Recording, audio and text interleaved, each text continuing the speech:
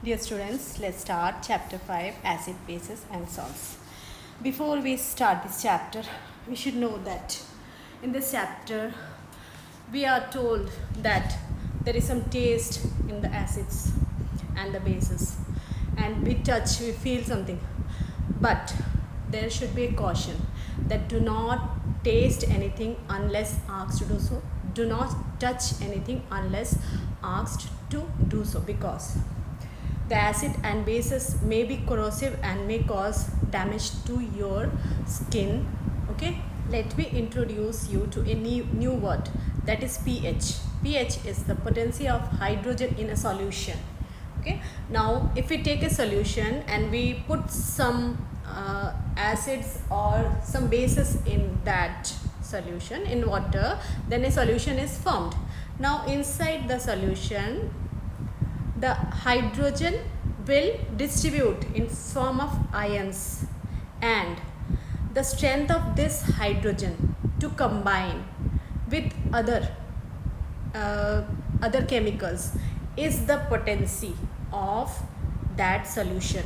The pH of any solution can be studied, recorded by using instrument called pH meter. Here is a diagram of that. Now we make a pH scale to know how much acidic or how much basic a solution is. Now if we take a neutral water solution, if we take neutral water, it is pure water, it will have pH 7. And if we take any acid like apple juice or lemon juice, they are acid, the pH is on the lower side. It is from 1, 2, 3, 4, 5, 6 up to 7. They can be acidic. If the pH is 1, that means it is more acidic. If the pH is 6, that means it is less acidic. And similarly, if we go from 7 to 14, then the basic nature of the solution will increase. Like the laundry detergent, it may have a pH from 9, 10, okay, and the ammonia, it may have a pH of 12. There are some things, the pH also depends upon the room temperature. So at 25 degrees Celsius, the pH of pure water is 7. But if the room temperature will increase, then if the temperature is increased around that solution, then what will happen? The pH will go a little down. Okay, so it depends upon the temperature or the environment also.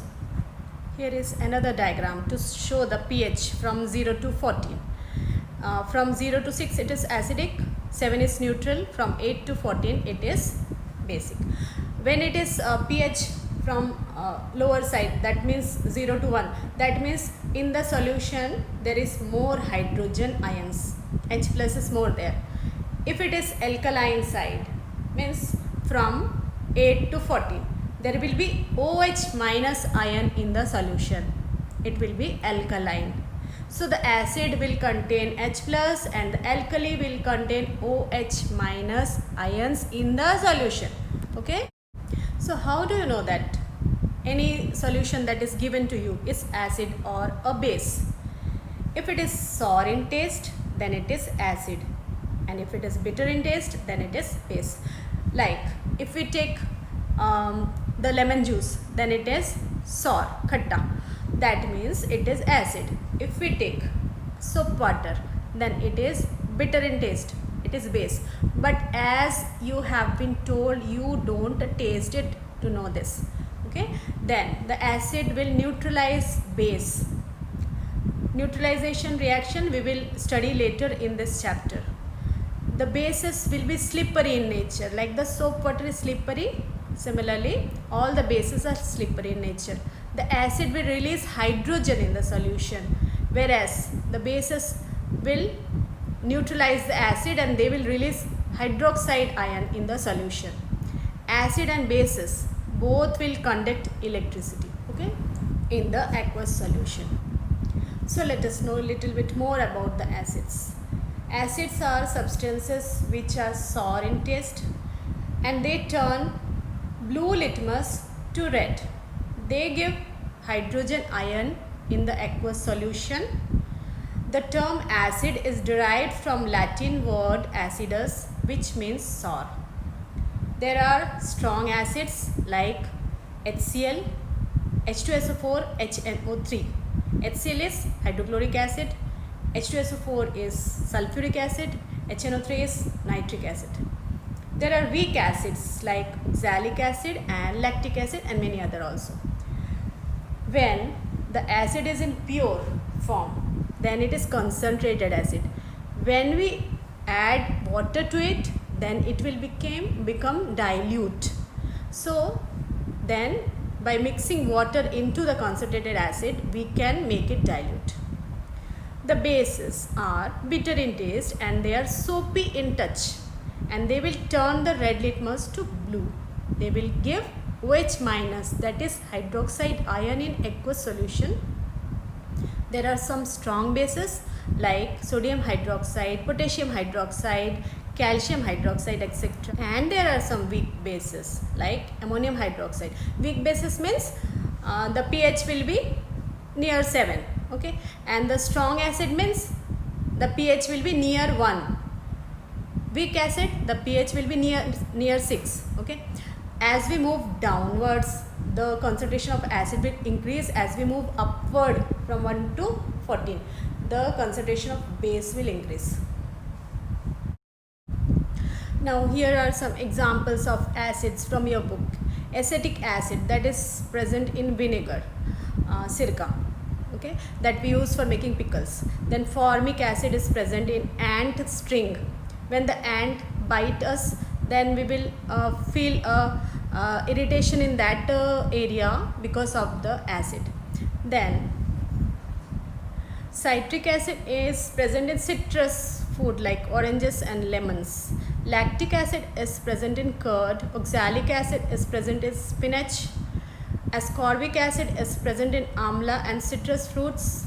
Ascorbic acid is also known as vitamin C, that you are taking these days due to COVID-19, because vitamin C is helpful in fighting with diseases. It is a vitamin that increases the immunity of the body. Now tartaric acid is present in tamarind, grapes, unripe mangoes. All the acids that we have mentioned here occur in nature. There are some bases also like calcium hydroxide, that is found in lime water. Ammonium hydroxide is present in window cleaner. Sodium hydroxide is present in soap. Potassium hydroxide is also present in soap. Magnesium hydroxide is present in milk of magnesium. These acids or bases react with some chemicals to produce color. So these are chemicals that are used to know that the solution is acidic or the solution is basic are called indicators. They give color to the solution, and by that color we will know that the solution is acidic or basic. In general, we don't use pH meter. Now the indicators can be natural indicators or they can be synthetic indicators. So these are called acid base indicators. A very common indicator that we use is litmus paper.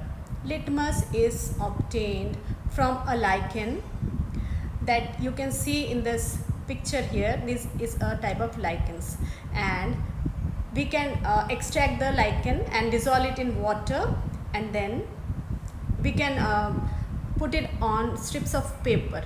It can be red or blue in color. This red and blue litmus paper is used to test whether the solution is acidic or basic. If the solution is acidic, like in case of lime juice, then the blue litmus will turn to red, and if the solution is basic in nature, then the red litmus will turn to blue. Now when we buy a litmus paper, then we can find this color chart there, which if we dip the litmus paper in the solution, it will change the color, and the changed color we can match with this color chart and know how much exactly the pH of the solution is. Like in this case, you can see that the color turned to light green, which is nearly 7. This shows that the solution that we have dipped the litmus paper in must be near 7. Okay, and if we dip a litmus paper in a solution and it turns to nearly that one red one indicator, then we will know that the pH of that solution is 1. If it turns blue and it is about similar to that color near 12, we will know that the solution is pH 12. If it is between the green and blue, then the solution will be alkaline. But if it is between 1 to 6, the color is between 1 to 6, then we will know that the solution is acid. Let us study about some indicators that we can easily find in our home. This is turmeric, which everybody is having in their kitchen. It is a good indicator. If we make a solution of turmeric, then it will be a yellow color solution. You take a paper and you put the turmeric solution in the paper. The paper will become yellow. Dry the paper. Then you take little bit of soap solution and you can draw anything over that yellow paper. As soon as you put a drop of soap, that yellow part will turn to red because it will react with the base of the soap. So turmeric is an indicator that tells us that the solution is a base. It will turn the basic solution into red in color. If sometimes it happens that turmeric falls into your dress, and when your mother wash the dress, it will turn red, isn't it? Another important indicator that we find in nature is hibiscus. This is a flower of hibiscus. We can make indicator from it. We will crush the flower and make a solution of the flower. The liquid that is obtained can be used as an indicator. China rose can be used to indicate whether the solution is acidic or basic. If the solution is acidic and we put a drop of China rose indicator, it will turn to yellowish, and if the solution is basic in nature, then it will turn to green. China rose or hibiscus is the name of the same flower.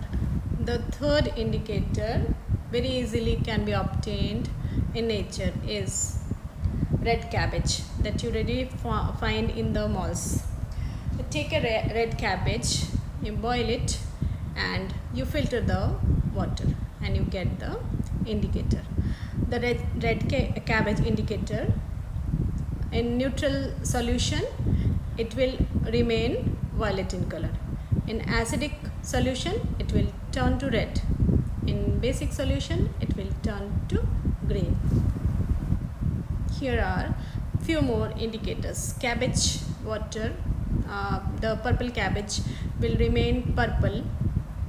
It will turn to green or yellow in case of basic solution. It will turn to red or pink in case of acidic solution. Onion water can be easily obtained in your homes and it remains violet in neutral solution. It will change to green in basic solution and it will change to red in acidic solution. Turmeric water, as we have seen already, it will remain yellow in neutral solution. It will not change in acidic solution. It will only change in case of basic solution and it will turn to red. Phenolphthalein is a synthetic indicator. It remains colorless in acidic and neutral. It will turn to red or pink in case of basic solution. Then bromothymol blue. It is green when pH is neutral. It will turn to yellow in acidic. It will it will turn to blue in case of base. Red litmus will turn to blue in case of basic solution. Blue litmus will turn to red in case of acidic solution. Now litmus is a natural indicator. Then there is universal indicator, which will remain green in case of pH 7. It will turn to blue, violet or purple in case of basic solution. In case of acidic solution, it will change to red, orange or yellow. Now we have studied about acids and bases and how we can identify which is acid and which is base using the indicator. But do you know that when we mix acid with base, then they react with each other and they will form salt and water. This reaction where the acid and base neutralize each other and form salt and water, this reaction is called neutralization reaction. And when they react with each other, then the solution pH will change to neutral. It will become 7 pH. This simple diagram shows that the acid and base react to form salt and water. Here are some examples of neutralization reaction from your book.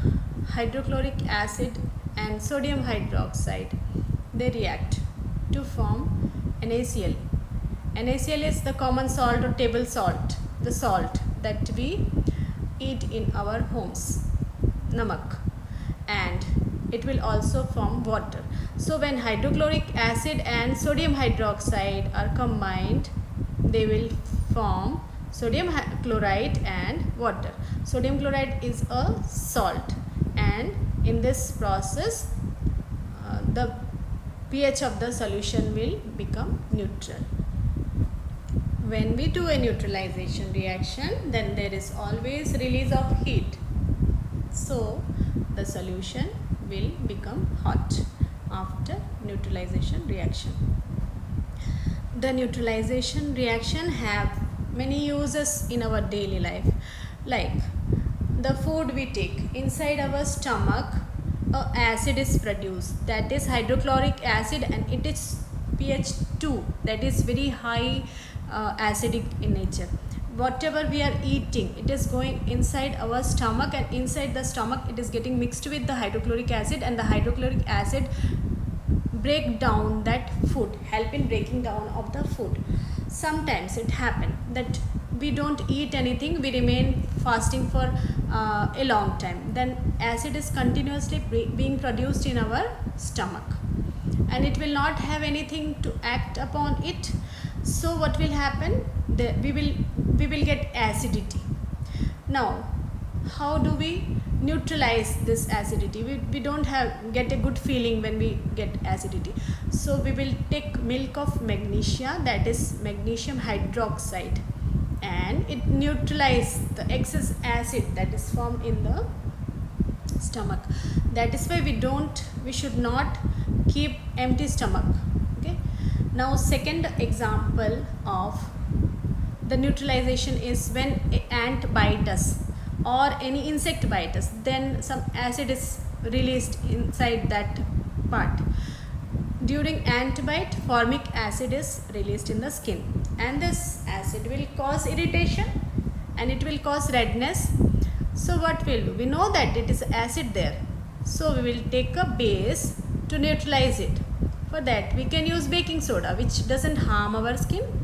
It is readily available in the kitchen, so you can take baking soda, which is actually sodium hydrogen carbonate, or if calamine lotion is available, you can take that. It will contain zinc carbonate, which is a base, and it will neutralize the acid that is formed, the formic acid that is formed by the ant bite.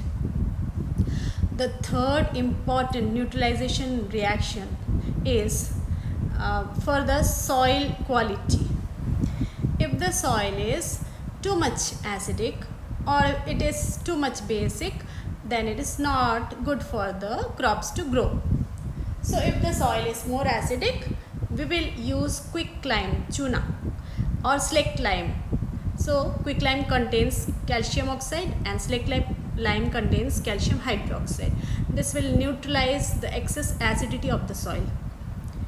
Then for basic soil, if the soil is too much basic in nature, then also it is not good. Then we will use organic matter which produce acid itself in the soil, and it will neutralize the basicity of the soil. Dear students, here is the end of the chapter. I hope that you understood this chapter very nicely through this video. Thank you very much.